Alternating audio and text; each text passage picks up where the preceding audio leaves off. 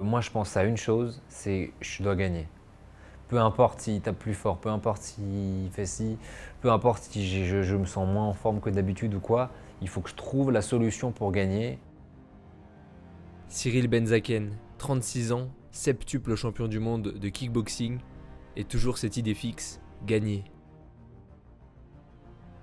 On utilise le mot combat, mais c'est pas une bagarre, c'est du respect, on se respecte. Je sais à quel point il travaille, il s'entraîne, il est comme moi, c'est pas un sport facile.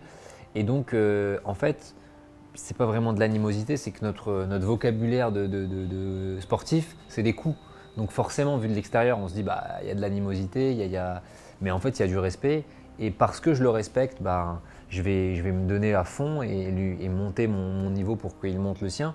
Au début, mais c'est par peur. En fait, il y a plus de violence en toi parce que comme il y a moins de maîtrise, bah, tu es plus dans le combat, tu vois, le côté plus virulent. Mais avec l'expérience, bah, tu la domptes et tu te rends compte qu'en fait, c'est vraiment un sport, même si voilà, il y a un objectif de performance avec des coups et donc de faire mal entre guillemets à l'adversaire. Mais pour moi, c'est pas de la violence. Avant de monter sur le ring, ouais, j'ai de l'appréhension. La peur de ne pas bien faire, la peur de décevoir, etc. Mais c'est souvent rattrapé par la pensée de tout ce que j'ai travaillé. Je repense à pourquoi je suis là et que je suis content d'être là. En fait, c'est moi qui ai choisi d'être là. On fait partie des sports où voilà, il y a très peu de personnes qui arrivent à en vivre. Et du coup, ben, c'est vrai qu'assez jeune, bah, mes parents, pour eux, il ne fallait pas que je fasse de la boxe en tant que métier parce que ce n'était pas un métier viable. Et du coup, j'ai poursuivi mes études après le bac dans une fac d'éco qui s'appelle Paris-Dauphine. J'avais un projet de fin d'études à mettre en place.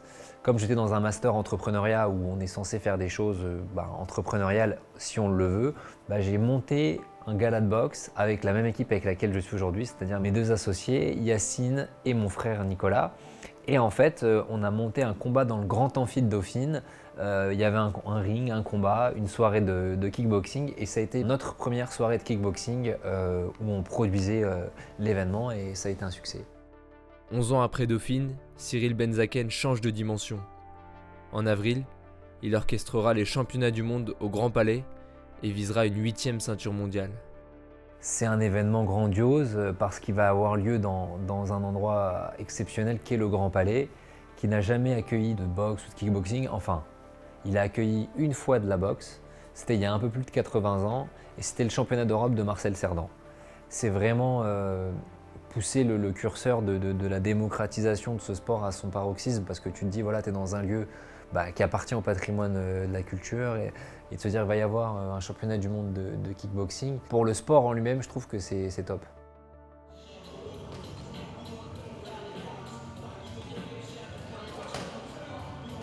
Je suis un grand passionné et ça veut dire que j'ai mis en place une discipline qui fait que je ne me pose pas la question et que comme j'aime ce que je fais et que j'ai l'impression de ne pas diminuer et d'être en forme, bah, j'ai envie de continuer à faire ça puisque c'est ce que j'aime faire et le secret c'est la passion.